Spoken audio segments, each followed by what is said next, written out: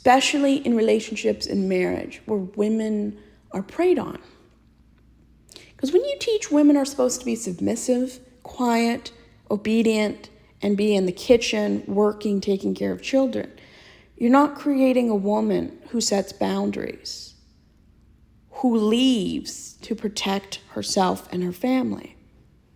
You don't create the type of woman that reports abuse, that sets a standard that a man has to come up to even be the bare minimum of a partner.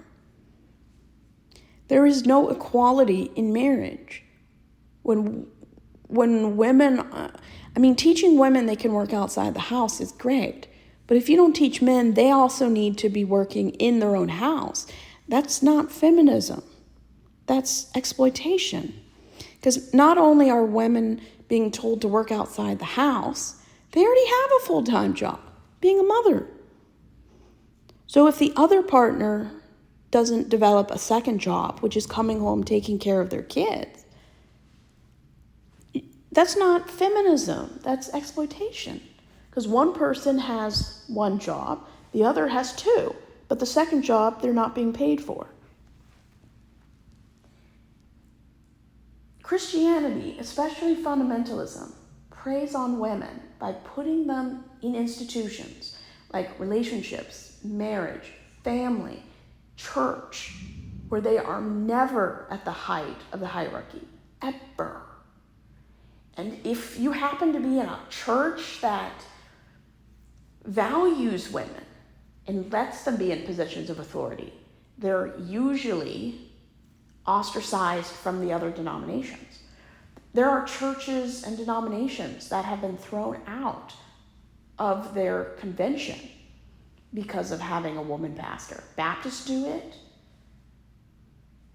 I can't think of a lot of denominations that do it, but any conservative denomination probably will throw or erase a church from their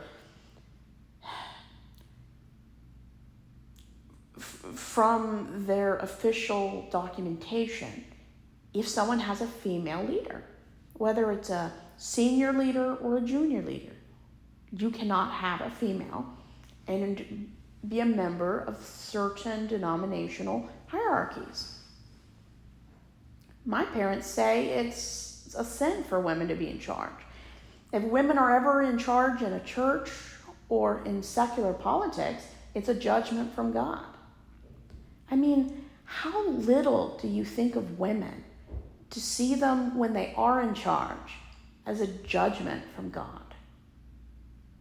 How little do you think of women to see them as being in charge as a judgment? That's soul crushing. The traditional view of men is that it is a shameful thing to endure a woman speaking. And it's like, how can women be married to these men? I wouldn't even classify them as men.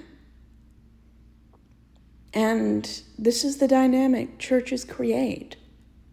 If a woman is harmed, and it doesn't even have to be physical, the worst, in my opinion, the worst relationships are verbal and emotional abuse.